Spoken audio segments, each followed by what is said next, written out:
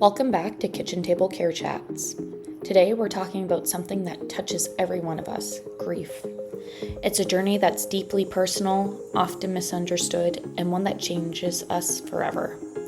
In this episode, my co-host Stephanie Gogan shares her own story with honesty, courage, and hope. We hope this conversation reminds anyone experiencing loss that they're not alone. Let's get to the kitchen table. This Kitchen Table Care Chat is proudly brought to you by Surge Learning and CareLink. Surge Learning supports care teams by keeping staff engaged through career development, accessible policies, and clear insight into learning and performance trends. The focus is on helping teams feel confident, supported, and prepared in their roles. CareLink connects healthcare professionals directly with facilities, offering a flexible and efficient way to fill shifts with trusted, qualified staff. By simplifying staffing, CareLink helps teams focus more time on care and less time on coordination. Together, Surge Learning and CareLink support the people and systems that keep care moving forward.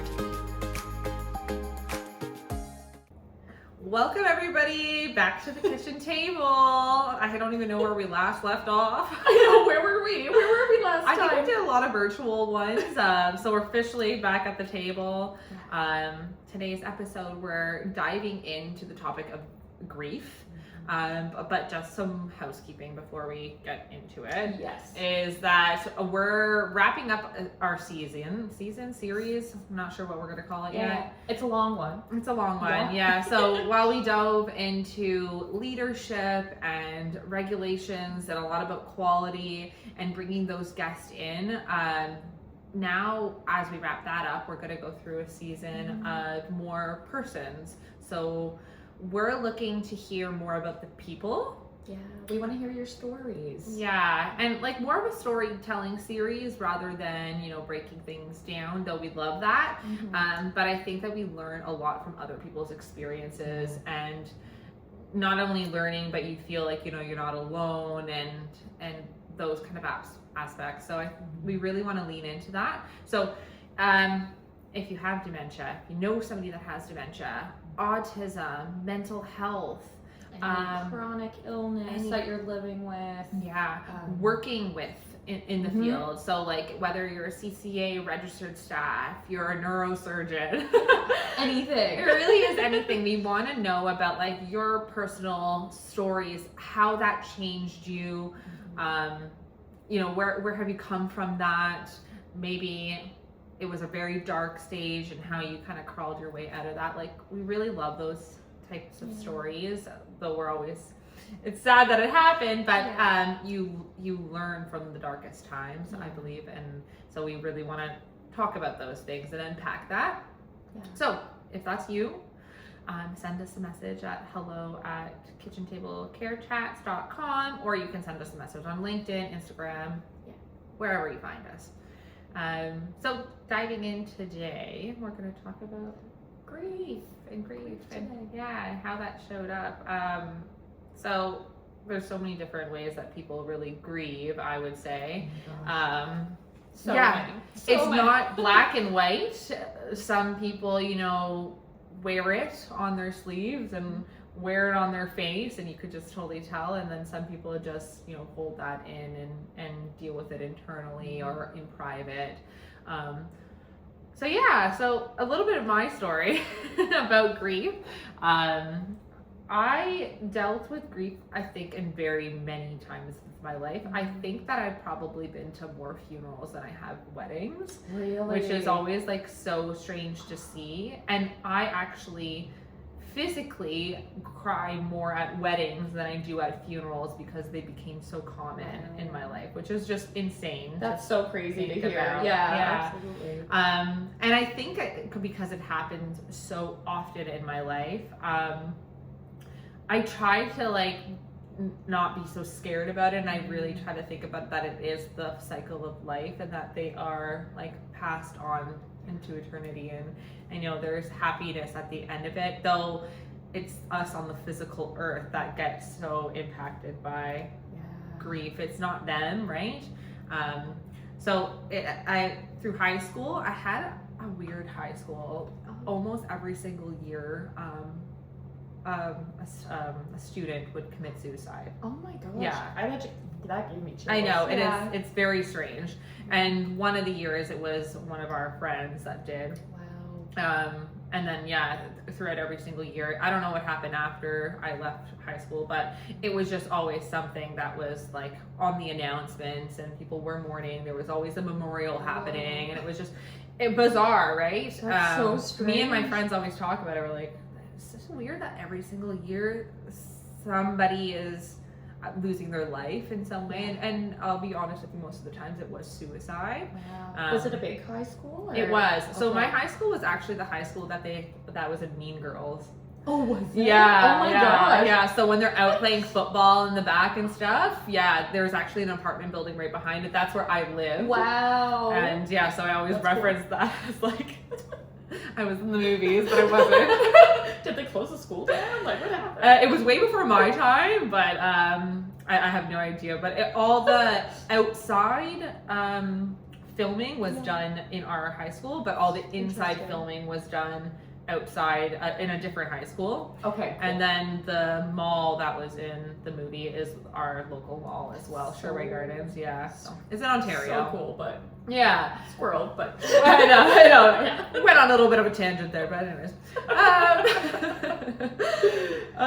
So yeah, a lot of grief there, and in those times, I honestly, like, I had a hard time connecting with it. It was just me, like, being like, oh my god, like, I'm like never gonna see this person again, and more in a weird way as a child. I don't know. Like, did you see it coming? Like, did you know No. something was wrong? It was just like a complete surprise. Yeah, totally complete surprise. Actually, the person that had messaged me the night before, but it was like a repeat message. Like, it was like, you know, sometimes the text messages will send on a duplicate message. Mhm. It was that, and I didn't respond to it because I thought it was just his butt calling me or whatever. Yeah, you of know? course. Yeah. And then the next day I was like in class and they called me down to the office and I was like, that's so weird. If it happened early yesterday evening, how did he message me after he passed? Oh, So he sent like a schedule. I don't know. There was always that question, like, how did his phone message me after like it had happened? It was very bizarre. Yeah,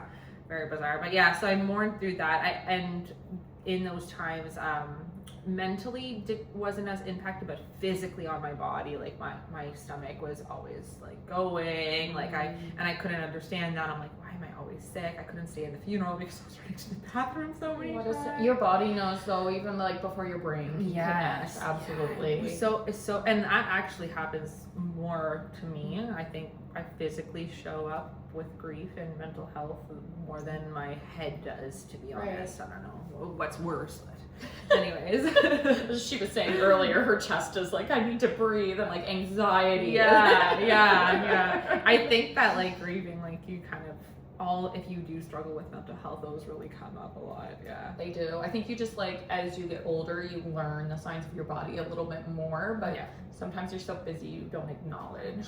I think it's even worse though. Like now that I know that I have anxiety, I was like, is this anxiety or am I actually sick? I'm unsure. I'm unsure. It's just my mind playing tricks on me. Mental health's so weird. No, I know. Yeah, so that happened through high school, and then about 10 years ago, my mom had I had went away, and my mom had gotten sick, and it was a form of a mental breakdown. And that's what they said. And honestly, there was a big shift at her work, and like it all made sense, like that she was just really struggling. So I went to the hospital, and like she wasn't herself, and they went on like all these type of different psychiatric medications because they really thought like she was having like a nervous breakdown.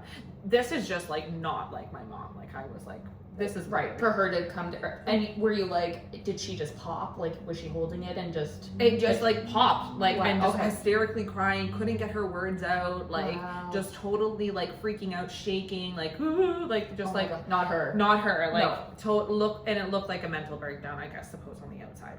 Okay. So I was like, years or as months and weeks and months went by, it progressively got worse, and then by mid-year they diagnosed her with early age dementia, which like I wasn't in healthcare yet, but I was like, I don't think that's right. But then when you go to the doctors, you get a lot of, you're in denial. Like, you know, we'll give you the tools to deal with this. And yeah, you know, you have to come to terms with it. And I was like, there was no ChatGPT, so I couldn't Google like as much as I wanted to and research as I wanted to. But like based on like my knowledge, I was like, this is happening too quickly. Yes. Like, I don't know, like especially if it's early onset, to be like from calm to up here. And 100%, and it just kept on getting worse to the point like she smoked and she would like light her pen, like thinking it's a cigarette. Like really bad. Really bad. Quick. Yeah, like when I got there, she was like trying to make me toast, and like I went to like get her, and she had like peanut butter all over her face and stuff like that. Yeah, because like, you still don't like, if you have advanced dementia, you still know how to smoke. You might not be able to light the lighter, but like, you know, a smoke's a smoke. Right. For the most part. There's different. Yeah. So it really happened very quickly. Wow. I came in about, I think, February, and by the end of the summer. Well, there was actually a period that got really good. I moved down there. She did get better. She was going to therapy, and I joined in therapy as well. And we got to talk a lot about like our past together, and the trauma that we both have went through, and unpack a lot of that. And we spent the entire summer together. Aww. So it was actually quite beautiful that like this had happened, because I feel like we got like a solid like 2 to 3 months of just me and her, and to really kind of talk about things that maybe we hadn't talked about since forever. I was 22 at the time. So it was beautiful. And then I moved back to Toronto, and then I got a call that things had got really bad and that I should come back home. So I came back home, and I ended up living with her and trying to care for her at home as much as possible. Okay, yeah. And finally, it took forever. She had a couple CAT scans and nothing came back. And then they finally did another CAT scan and said, I think we should do an MRI. They did an MRI, and right away they found a brain tumor. Oh. So they did the biopsy. It was glioblastoma. And from that moment, they gave her 6 weeks, and 6 weeks to the day she passed away. Oh my God, I got chills again. That's I know, crazy. Yeah. So she went through that. She actually passed away on my 23rd birthday. Oh, I'm so sorry. My aunts were like, is there any way that we could not let that happen? And the doctors were like, I don't know if it works that way. I can see the concern though, like, because your birthday is always going to be like, oh, this is when mom died. No, honestly, I really think it as poetic. Like, she died on the 11th of January. My birthday is on the 15th, so her funeral was on my birthday because it was right away. But I really paint the poetic picture. It was the first and the last time I ever met and saw my mom. So like, it really closed the doors for me, and I don't really think of it as a negative life. No. Like, I've obviously grown in 10 years when it comes to grief. I wasn't thinking of that at the time. I'll tell you for free. At the time, I was not thinking that. I was like, this is the worst day of my life. Oh, no, okay. but beautiful. Today I think it's beautiful. But then I was like, no, man. I don't like this. Which is fair, totally justified. Yeah. So grief at that time for me really started there, because I've had like my grandparents pass away. Actually, all my grandparents have passed away around my birthday. So I really don't like my birthday. Oh, what a sin. I know, I hate it. Every time my birthday comes, I'm like, oh God. Nobody's dying this year. Today I'm gonna and every time, like, when people want to do parties with me, I'm like, no, I don't know. No party. I'm gonna get a car accident. Like, no parties for no party for me. But yeah, like but I was never really like close to that like real sense of loss. And obviously, like, I had the bee's knees of anybody impossibly that could pass away in my life be my mother, because she was my best friend. But like, grief really started there for me. And yeah, I think that I was in a lot of addiction at the time, so I went through a lot of that. And when she got diagnosed, I was actually in rehab, from being very transparent. And then I had gotten out of rehab and gone back to my old ways on self-coping. And I think a lot of people end up doing that in grief, is they end up coping with drugs and alcohol, or food is another big one too.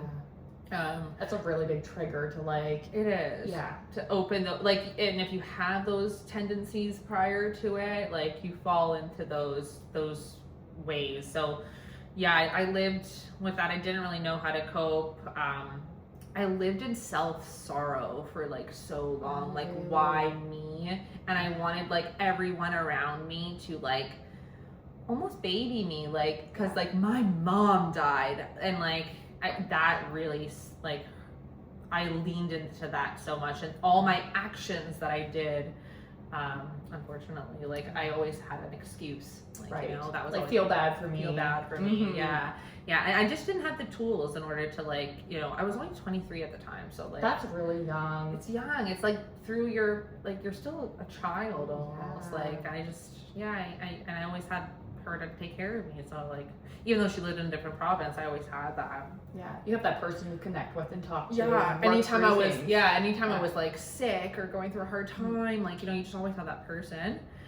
So grieving didn't really happen that year. I'll be honest with you. I was just coasting through life. And then 11 months later, my dad passed away. So it was, I had a very tumultuous relationship with him.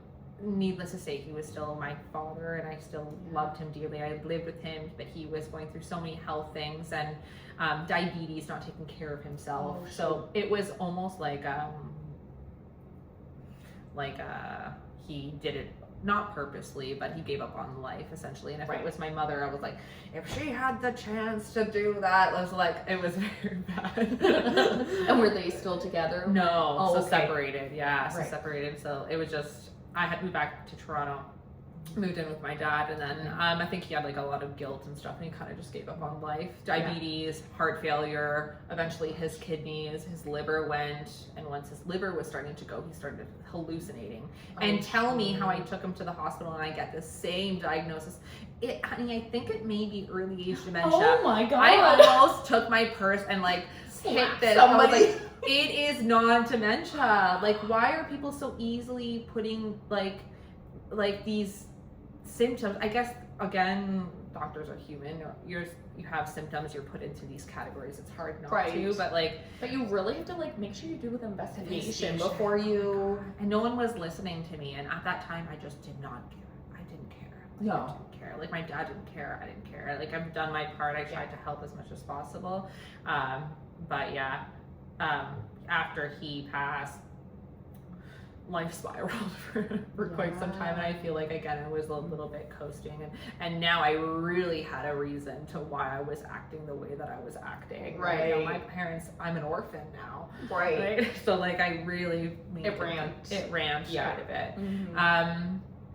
But I did get sober after 3 years after that, and I did start doing a lot more healing in that. And I think that even 10 years later, I'm still healing with that. And journaling was huge, giving thanks, honestly telling my story, even telling people about what happened to me and how I, like, even though I didn't have, like, some, like, eye-opening experience where, like, well, I guess I did. I eventually turned my life around and really thought about that I was an only child, and I only have one legacy, and I don't want someone to be like, oh, like, what happened to Marie's daughter? And I don't want them to be like, oh, she's on the streets, or, like, you know, she really turned the like, left-hand turn. So I really kind of just wanted that, and I honestly wanted children and all those, like, really great things. So I definitely think you need to find your purpose, and drugs and alcohol are just not the way. No, gosh, no. Yeah. So I left grief, like, in the back of my head for, like, so many years that, like, it takes a long time to kind of get out of that. And What kind of, like, brought you out of that? Like, what was the purpose that you were? like, to move forward. I honestly started in healthcare, so I was in my PSW course, and I had missed my placement for a second time because I just was not caring and going out and being hungover, and then it was the day before my time to go to placement, and I had went out the night before. I'd been up for a few days. I was all bruised on my internal ribs because I had a bad fall, and I was like, no, I need to go to this placement. And I went and I started working with the residents on the geriatric unit, and I was in so much pain They can imagine. trying to get through these days, and I could see the look of like I needed to help these people, and like I was so sore, and I was like, what if I was like transferring them and and like fall over, or like grab their arm properly and have a skin tear, like that started, and like I was like, I cannot be in healthcare taking care of these people feeling like this, right? And there was just I could not imagine myself in healthcare the way that I was living my life. So I remember just like crying outside of like the long-term care in downtown Toronto, and like calling my partner at the time, and I'm like, I need to stop, and I need to kind of get my life together, and like my mom wouldn't want this, my dad wouldn't want this, and then eventually 8 years later, here we are. Can barely drink coffee now and take magnesium on the same day, but I'm addicted to the caffeine. now I'm like, can I take 2 magnesiums at 400 milligrams in one day? Where before, like, there was never a question. You're like, let's go, yeah. Whatever you have, I'm taking it. Like, but I'm totally a different person now. But grief, then I feel grief is more now than it is like when back then, because like now I actually have to feel these emotions and I actually have to move through them. But like it's nice to know that like, okay, I'm feeling this, I let myself feel them. The way that I process is if I'm feeling really sad or down one day, I literally just let myself feel down. Like I'll just go on the couch and I'll order a pizza and I'll binge watch. I'll feel all the feels. I'll cry. I'll I'll think about times that would make me sad so I could physically start crying to kind of have a good relief. Go for a walk, look at pictures, look at videos. Like I just had like a Memorial Day just like for myself to like let go. And then tomorrow I start new, and I let myself, and those days become less and less. I remember I was having like probably once a week. I was having a hard time going to work, and then eventually it became every 3 weeks, and then every 2 months, and then now I probably have maybe one a year now where I just have like a kind of a Saturday, and I just let myself have a personal day, and it comes. Let it out. Let it out. So, but like I said, grief doesn't show up like that with everybody. No. Some people probably wouldn't even speak about the people that pass away because it just is way too triggering for them, and I think that everyone has their different ways of coming through that. So I think in times where, if I could suggest anything to anybody when people are going through grief, it's ask them questions about their loved ones. I feel like that made me feel really good. Like, oh, like what did she like to do for fun, or what did she do for work, or like what was your favorite thing to do together? I loved those type of questions. Then like, so sorry for your loss. Is there anything I can do?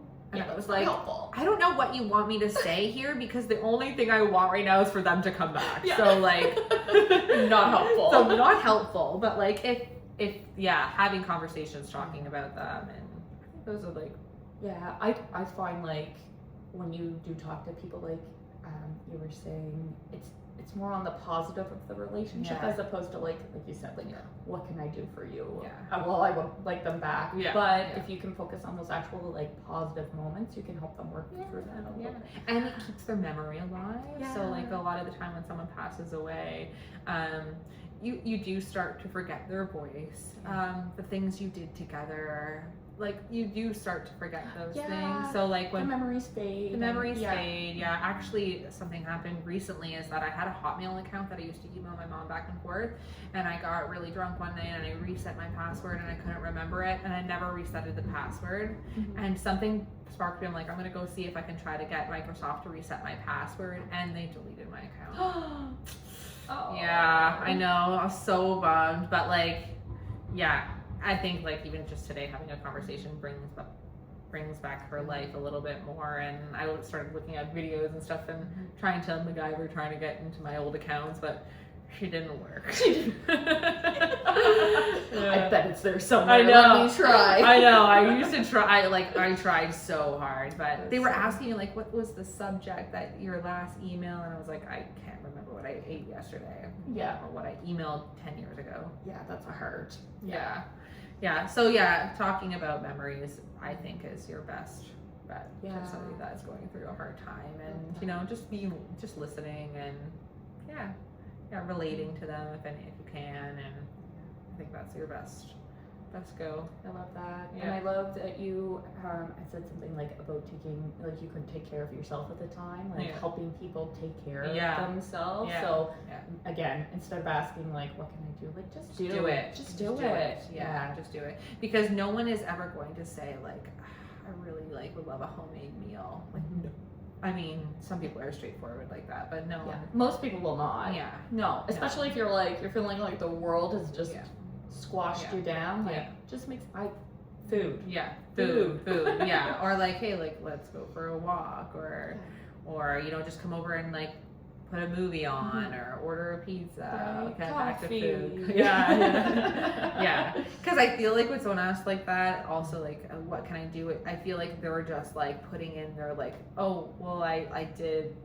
Like I didn't do anything for them, but I asked them, like like, just like checking off the box.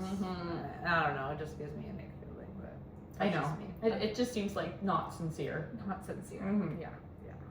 Yeah. Anyways, that's my grief story, pretty much. Still going through it, but definitely more healed than before, for sure. Good for you. Sure, yeah. It's a hard path to go down. Yeah. But everyone has their stories, and I do feel like everyone is dealt a hand, and it's how you play it, and I do believe that there is a plan for everybody, and I really have to believe in that, because if I don't, then like what is my purpose? That's what you really have to have that in the back of your mind, why are we doing this? Yeah. For lack of a better word, I used to always think shit just happens, and I really had to change that a little bit. Yeah. Because shit happens, but I feel like there really needs to be a reason for it, and I need to see the brighter picture of it. And I've told the story so many times. So right after my mom passed away, I went to Cuba, and it was supposed to be for my mom's 60th birthday. She had never left the country, and I was like, okay, for your 60th birthday, we are going to Cuba. So we had it planned. She passed away in January. Her birthday was in May.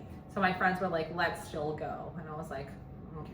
Yeah, not feeling like it, but okay. Yeah, let's do it. It was a very emotional trip. I literally cried throughout the whole thing. But what I did do is I actually met my partner there. I met Darce there, so it's amazing.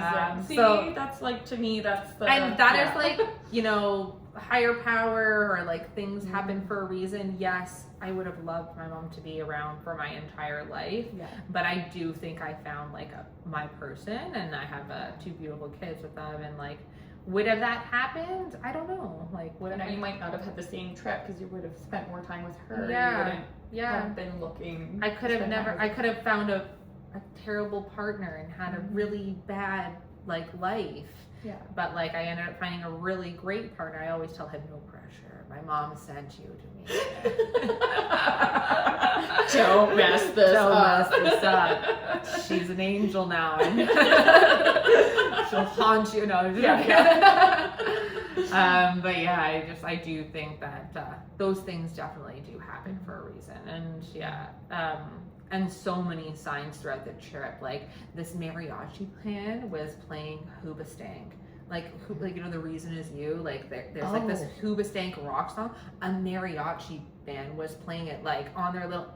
You would never think, but that was me and my mom's song. I used to straighten her hair, and she always asked for it. Even when she was dying, I would play it on her phone, and on my phone. That's strange. It was just weird things. Yeah, I don't know if anybody believes in that connecting from the afterlife, but there were so many moments throughout that trip. Even an older crowd of people playing country music. My mom liked old country music, and I was by the pool, so She's here with me right now. But I do believe that. Like, I think the universe does tell you, like, you're on the right path or not, or like, spirits or whatnot, like, giving you approval. Yeah, absolutely. I agree. Yeah.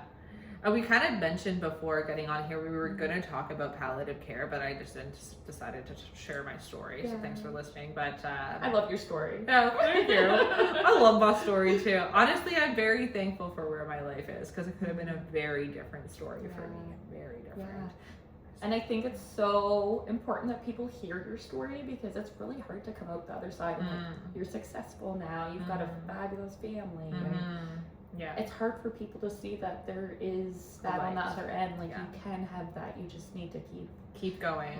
And like you said, it's not going to be quick. It's those little baby steps that get you to the next pillar. 100%. Yeah, take your time. Be thankful for the smaller things. Like, I do believe that everyone has a chance. You just have to be patient, and you need to really, really want it. I think it took me like a decade of drugs and alcohol to like really want to get out of that, and then without my parents there was no survival at that point. It's all me now. And so I'm definitely happy I got to the other side, and there ain't no going back. Don't do it. No going back.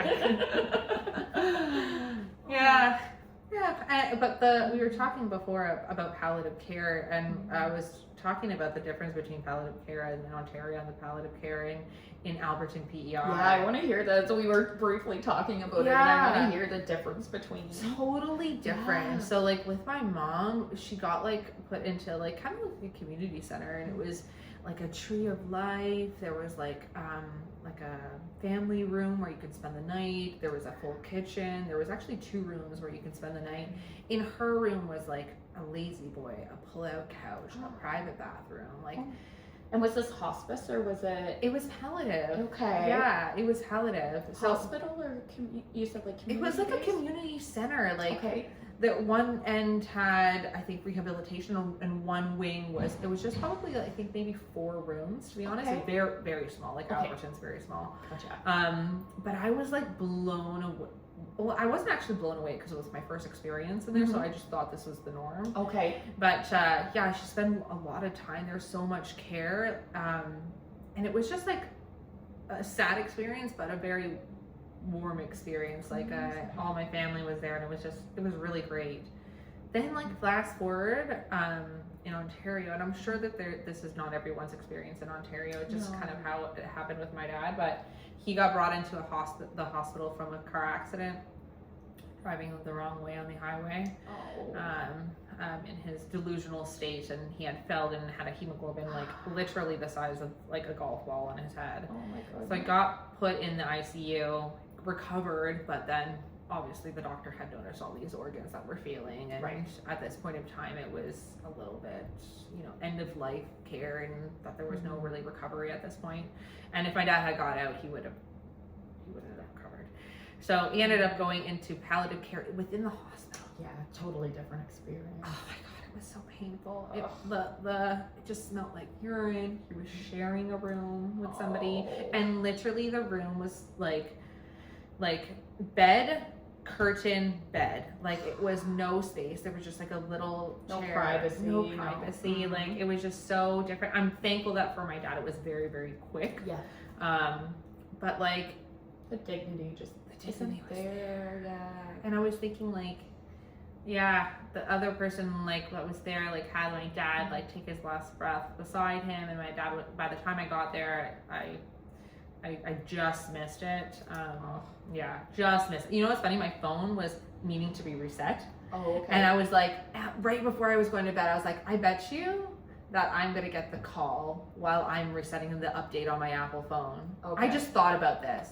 And as I was doing it, as the phone was shutting off, guys, the hospital calls, as the phone is shutting off. And I was like, no, and then I had to wait for the whole thing to reset, and by the time I was getting ready to go, and they were like, it's happening, and I had just was getting there, and she called, and I was downstairs. I think my dad would have preferred to have it that way. Yeah, I think people do in a weird, again, universe way. They know if their loved one needs to be there or if it's not. Yeah. What needs to. I did so many goodbyes, and I think he was like, I do not.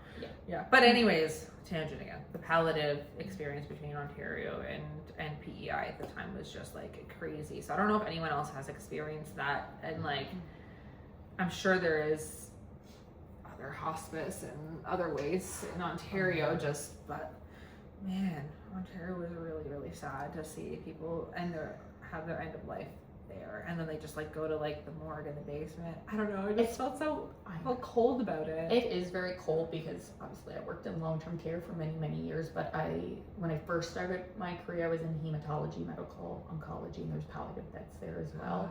So we had 4 palliative beds there, and it's just so. Now it was I moved from the old Oakville Hospital, which same thing, like the rooms were like dingier, but they were private, but it was like they did have the space set up so it was a private room, but it just was very a cold way to go. Like you said, you come up and you put it on a cold metal stretcher and you go down to the morgue, and families are like, where do I connect the body? And like, they don't really get as.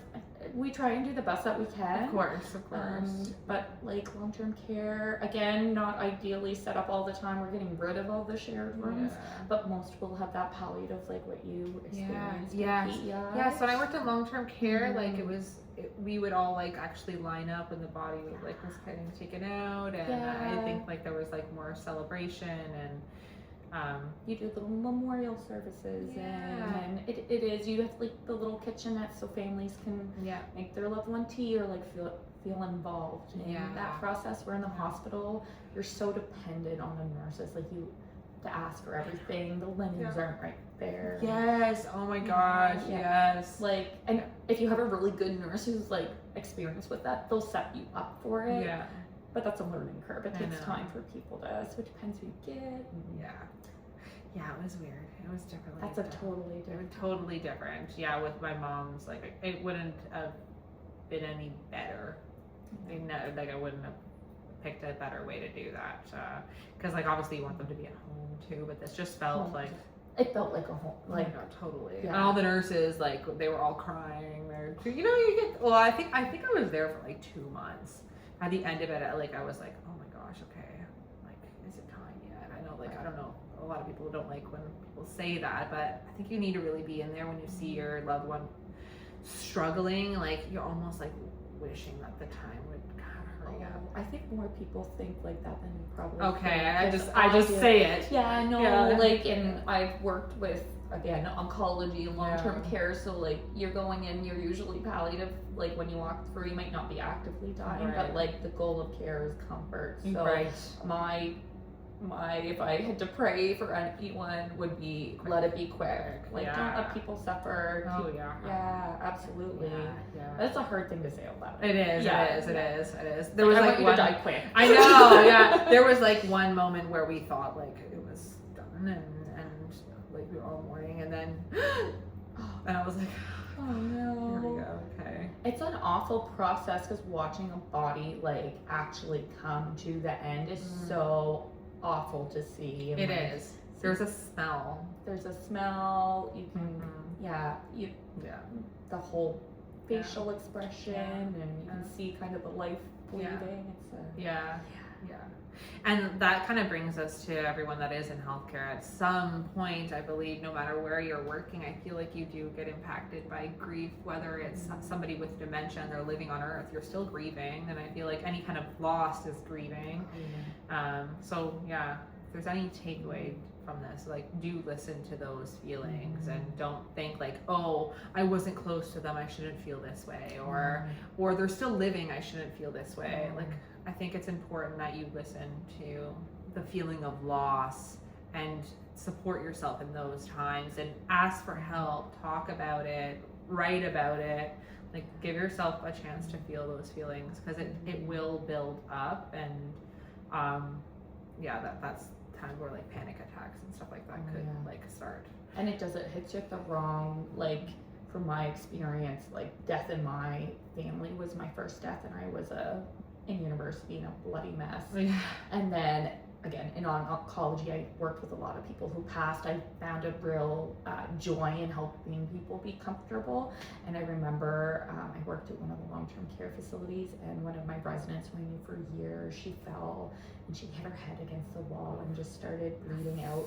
And I literally got down on the floor and I couldn't move. Like I was just holding her hand. Like I'm in leadership, I'm not being helpful, but like I just, while they were calling the ambulance, I could not, I had to be with her. Yeah, like it just yeah. hit you like a ton of bricks sometimes. So It does. Yeah. It's sad. Yeah. You didn't even like try to like help the bleeding? Oh, I did. No, sorry.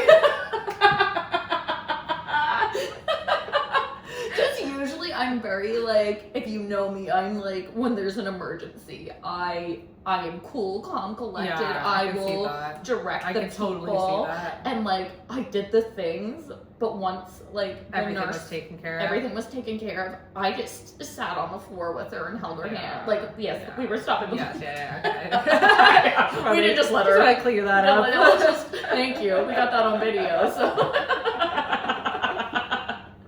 Gonna have a lawsuit after this. No. That's. I think that those times, like, they just want that. They just want to hold her.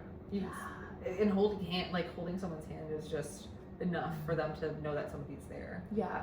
So that's it's sad for them too. Right. Yeah. It just hits all different ways. You never know. Yeah. Reflection. Yeah. I think that's the time for you to be like, okay, I did my part. Yeah.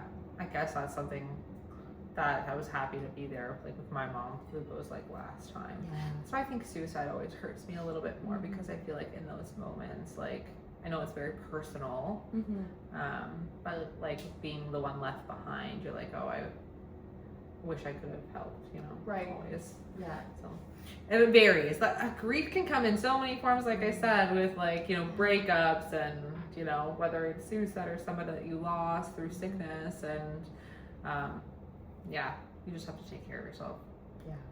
If you don't take care of yourself, you can't take care of other people. That's true. Mhm. Yeah, and you have to live this life. They don't, so you have to make sure that you're showing up in good ways. Yeah.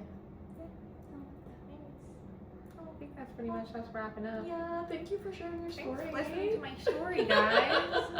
And I do encourage others too that listened in today, like if you have something that's relatable to the story, or a story of your past and how you recovered from it and healed and grew, I think it is important to share those types of stories because a lot of people can relate, and someone that may be listening one time stumbles upon Kitchen Table Care Chats and hears her story and how you went through the life stages with a parent with dementia or chronic illness, ALS, like I'm just throwing out random things, but once they relate to it, like you could really change the course of their life, and I do believe that butterfly effect. So if you guys do have stories, we really do encourage you to share them.